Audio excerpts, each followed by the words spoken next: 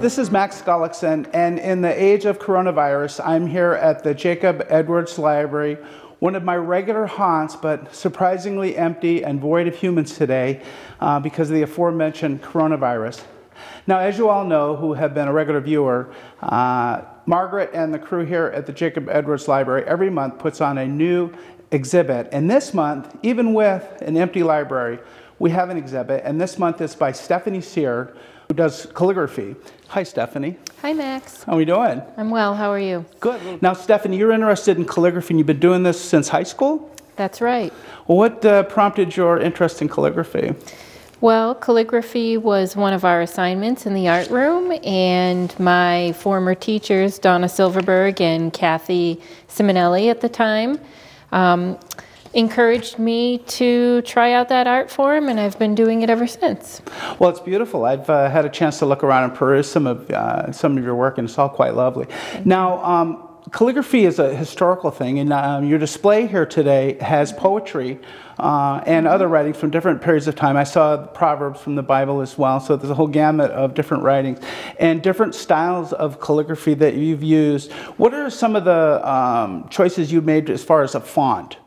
So the fonts that I've used today are related to the pieces that I've chosen. So, for instance, Shakespeare's piece from King Lear, I chose an Old English font for that.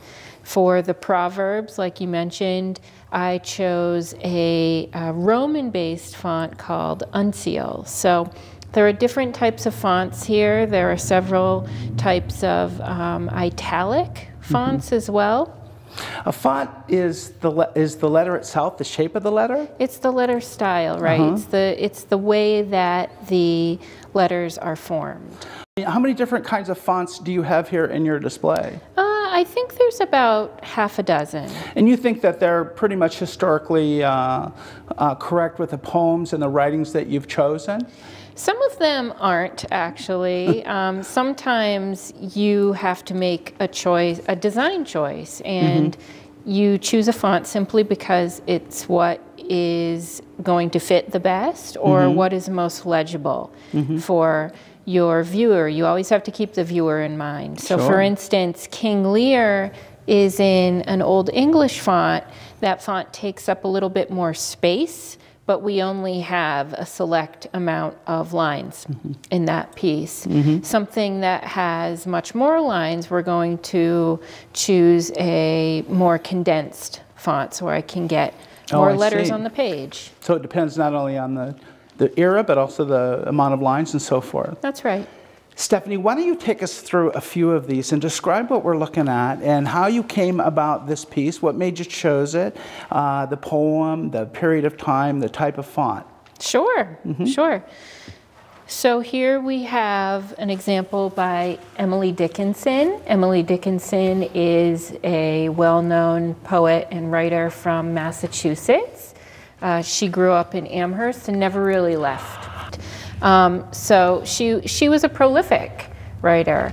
She didn't live very long, but she's 19th century, and she lived a very secluded sort of life and really conducted her communication with people through correspondence and through the written word. Oh, we all know her. She's a local. Didn't you go to school out there? I did. I went to UMass Amherst. I'm a proud graduate of UMass Amherst. What made you, is that the reason why you chose Emily Dickinson? Well, Emily is well known, you know, and I realize as I look back that a lot of the poets represented in this show are actually from Massachusetts, so they have New England roots. But Emily is well known, she's revered, and I like her work. And her work speaks to me on a personal level, and that's really why I chose all of these pieces. Oh, very nice. Who else do you have here, Stephanie? So we have Emerson right next door to Emily, and that wasn't done on purpose, but I tried to arrange the show in a chronological fashion so that people who are working at the same time are represented near one another.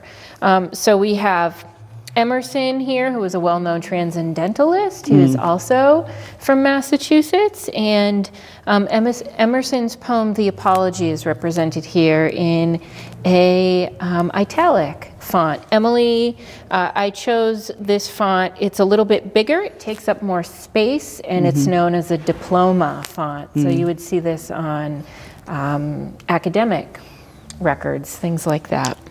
All right, who else do you have? What's another one you have on display here? So one of my favorite writers, authors, poets is, of course, the bard himself, Shakespeare. We celebrate his birthday in April.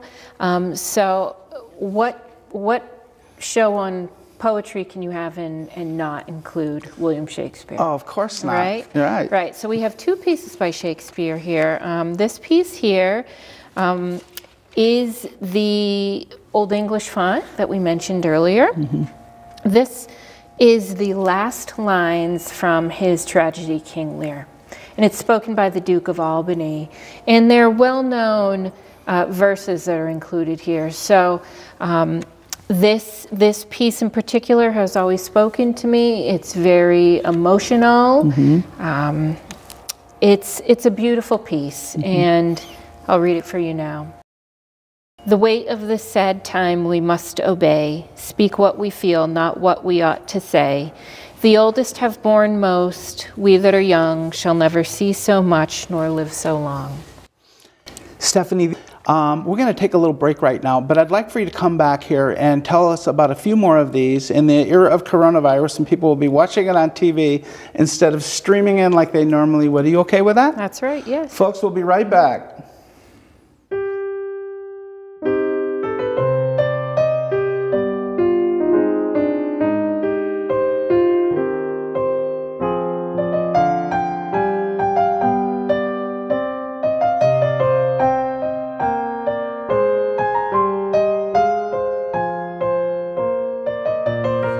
A Book by Emily Dickinson.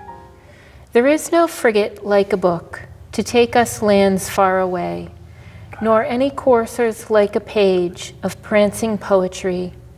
This traverse may the poorest take without oppressive toll. How frugal is the chariot that bears a human soul.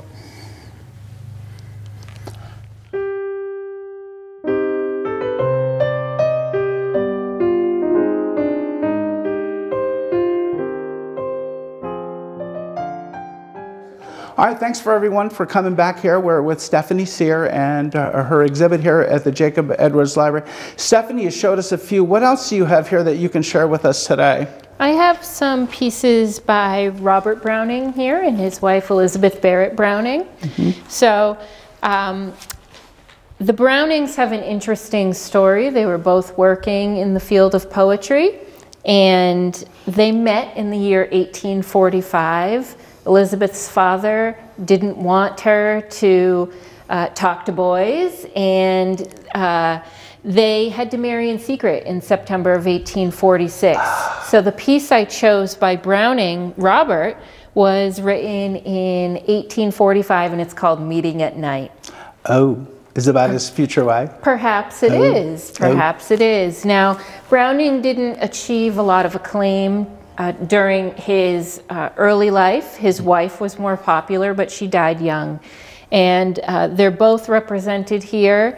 As I said, Robert's poem is Meeting at Night. Elizabeth's is called The Best Thing in the World. And the font, and you chose calligraphy based on that period?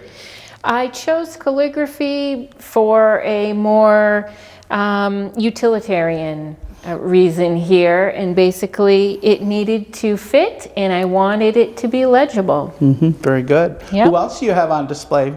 Who else do we have on display? So we have a selection of American writers and English authors as well. We have some early works around the corner here. Well, let's go have a look. Okay.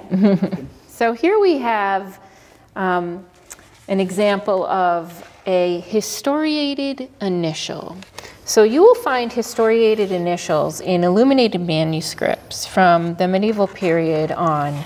They were first used in illuminated manuscripts around the late 7th century, and manuscripts continued to be produced until the age of printing, which was between 1450 and 1500, but even after that, people were designing, writing, drawing, and making special books by hand, even after the age of printing. So here we have a historiated initial, and really what this is, it's a decorated initial with people in it. So the people that are represented relate to the story or the context that's on the page. We have an N here in the reproduction. It's from Claudius Ptolemy's 1482 edition of Cosmographia that's in the collection of the Boston Public Library, the Leventhal Map Center there.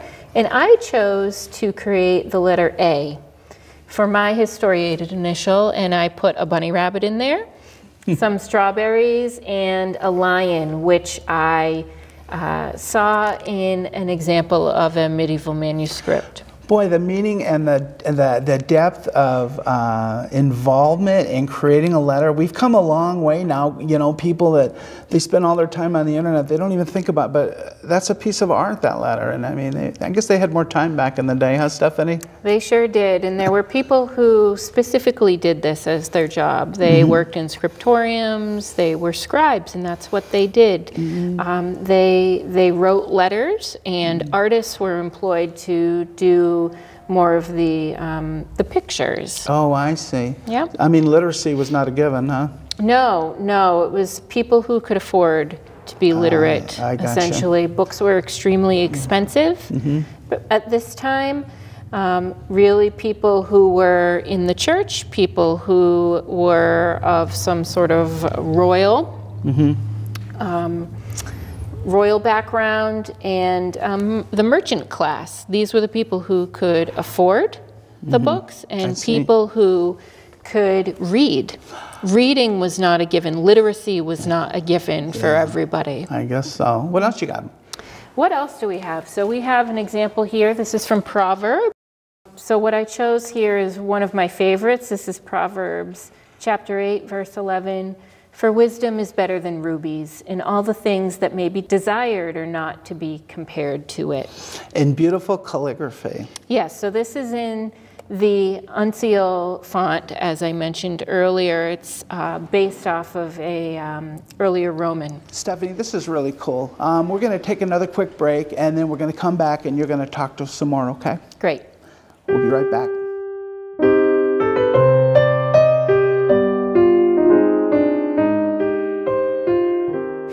The best thing in the world. What's the best thing in the world? June rose by May dew impearled, sweet south wind that means no rain, truth not cruel to a friend, pleasure not in haste to end, beauty not self-decked and curled till its pride is overplain, light that never makes you wink, memory that gives no pain. Love when so you're loved again. What's the best thing in the world? Something out of it, I think. Elizabeth Barrett Browning.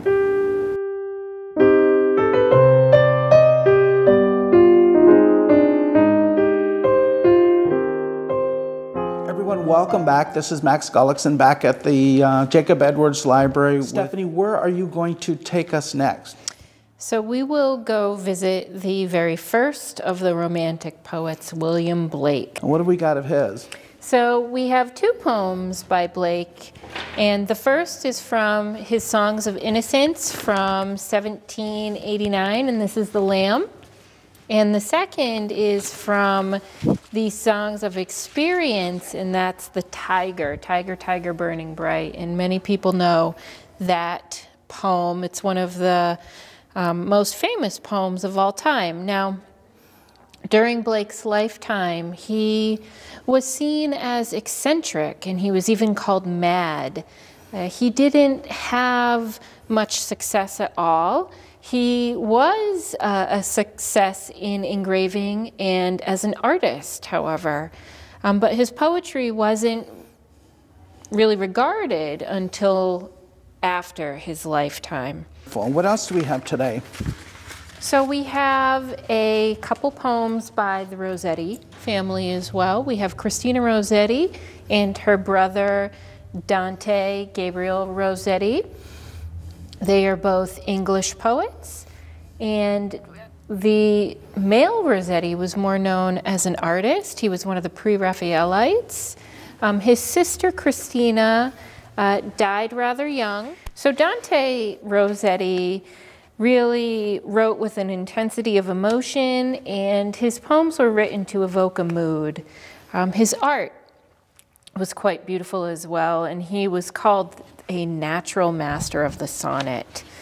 His sister, Christina, really had the aspects of humility, devotion. She led a quiet, saint-like life, but within her writing, you can see a lively sense of humor. So this is a nice pairing by a brother-sister duo here, and I used the same font and the same color scheme within these to try to evoke a visual companionship here. What other famous authors do you have on display here, Stephanie? So we have Edgar Allan Poe as well. Everybody knows Poe. And Poe really is known for his use of the occult and horror and supernatural horror, paranormal. Oh, he was spooky. He's very spooky. But there's really a duality to Poe, where he could be quite loving and sweet and sensitive in his poetry, especially those about females, especially about women that he loved or had quite strong emotions to. And then he tempered it with this very paranormal, spooky side as well. And we know him from such writings as The Raven. Oh, you're right about that. I think of Poe, I just think of weird poems like The Raven. I don't think of love poems at all. Right. So this poem here is called To the River, and it's really about the beauty that lies in nature. Mm-hmm. And he refers to the women. He refers to the river in a female sense, and it's quite beautiful. All right. Well, what else? What else do we have here today? So we have a couple pieces by English poets here. We have the work of Thomas Lovell Beddoes. This is called Sweet to Die. And Beddoes wrote a large piece with many verses in it about death, actually. He was sort of a sad fellow, and he died young by suicide. So his story is a very tragic one. And this here is Willing Allingham. And I have a very short passage from him, again, English, and I chose just a very lovely quote by him. And this is again about loss. A lot of these selections have to do with love. They have to do with loss. It's really life in a nutshell, right? So this Allingham piece reads, "Everything passes and vanishes, everything leaves its trace, and often you see in a footstep what you could not see in a face." Stephanie, these are beautiful works of art, and I love what you've done with them. And was there any particular inspiration for this show? Well, this show I have dedicated to the memory of my mother, who passed away in May of 2018. She was the recipient of the first piece of calligraphy that I ever made in an artistic sense. Mm-hmm. So I wanted to dedicate this show to her memory. What a wonderful memento to your mom, and the fact that she was the first recipient of your calligraphy makes it all the more special. Thank you. And it reflects in the care that you've taken, Stephanie. Thank you. Thanks for showing me around. I really appreciate the look at it. I only wish that more of my fellow Stockbridge residents could also experience this. But as we all know, this is going to pass, and this will be in the rearview mirror, hopefully sooner rather than later. And hopefully maybe you can come down here and look at these beautiful works by Stephanie Cyr for yourself. In the meantime, I want everybody out there in Stockbridge to stay safe, to stay apart, to do the little things that it takes to stay healthy. And I hope to see you around town real soon later on this summer. This is Max Gullickson, and this is Southbridge Community Television. Thank you.